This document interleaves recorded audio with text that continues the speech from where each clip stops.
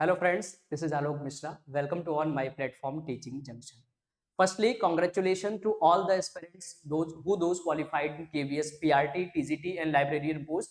जैसा आपको पता भी होगा कि आज जो रिजल्ट आया है KVS, PRT का भी, TGT का भी और लाइब्रेरियन के पोस्ट की भी पूरी रिजल्ट आ चुकी है, पूरी PDF आउट हो चुकी है, जिसमें जो भी कैंडिडेट क्वालिफाई हुए हैं वो अपने रिजल्ट्स को यहाँ देख सकते हैं। और अभी जो आपका रिजल्ट जारी हुआ है उसमें केवल आपके नेम जो जो लिस्ट आई है उसमें आपके केवल नेम दिए गए हैं कि आपका नाम जो है शॉर्ट लिस्ट किया गया है पूरे रिजल्ट में।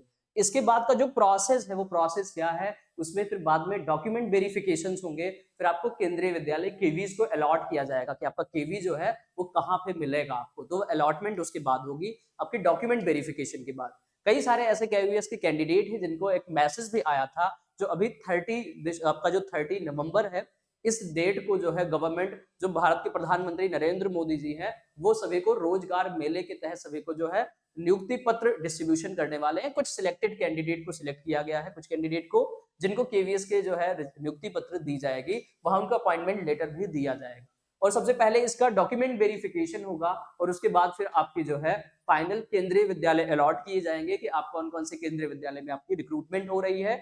और जैसा कि आपको थोड़ा आइडिया इस बात का अगर हो तो जो नॉर्थ इंडिया रीजन के बेसिकली यूपी, बिहार या राजस्थान ऐसे स्टेट के लोग हैं, इनकी मेनली जब शुरुआत की अगर ज्वाइनिंग देखें पहले साउथ बेल्ट में ज्वाइनिंग इनकी होती है या नॉर्थ ईस्ट में भेज देते हैं, जैसे असम होगा, नागालैंड हो गया, त्रिपुरा हो गई या वेस्ट बंगाल में कई बार सिलेक्शन मिलते हैं इन सभी के। और उसके बाद जब आप 2 से 3 साल का जो प्रोविजनल पीरियड है उसके बाद आपको फिर ट्रांसफर्स देखने को मिलते हैं केंद्रीय विद्यालयों में।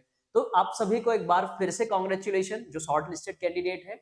और अगर आप अब इस वाले भी क्वालिफाई हुए हैं, जो भी कैंडिडेट क्वालिफाई है वो हमारे प्लेटफॉर्म पे आके हमसे अगर इंटरेक्शन करना चाहते हैं, अगर आप अपना इंटरव्यू देना चाहते हैं तो आप बेहिचक दे सकते हैं। आपसे कई और एस्पिरेंट्स मोटिवेटेड फील करेंगे, मोटिवेट होंगे, जिससे वो भी आगे शिक्षक बन पाएंगे। केंद्रीय विद्यालय जैसे एक रेपुटेटेड ऑर्गेनाइजेशन में टीचर बनने के वो भी कम से कम एक ड्रीम देख करके उस पर मेहनत कर सकते हैं, वो आगे केंद्रीय विद्यालय में शिक्षक के तौर पर बन सकते हैं।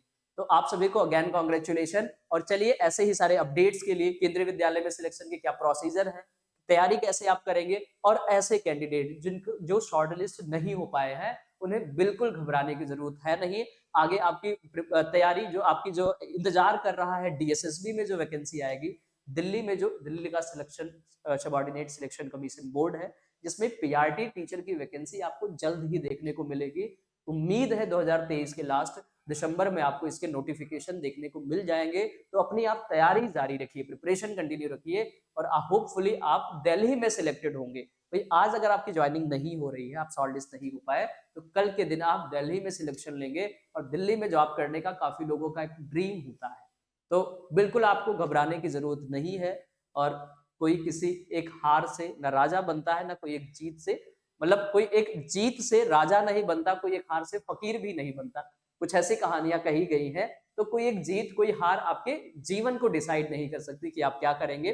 और कहीं बार आपको एक बार सफलता मिलती है, कई बार सफलता नहीं मिलती, तो बिल्कुल निराश नहीं होना है। आप मेहनत करते रहे, डेडिकेटेड है, तो आई गारंटी कि आपको गवर्नमेंट टीचर बनने का पूरा मौका मिलेगा। आपको कई सुनहरे अवसर भी मिलते हैं जहां आप गवर्नमेंट शिक्षक बन सकेंगे।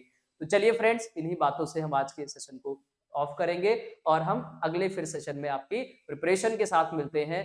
Thank you so much everyone, thanks for watching my video.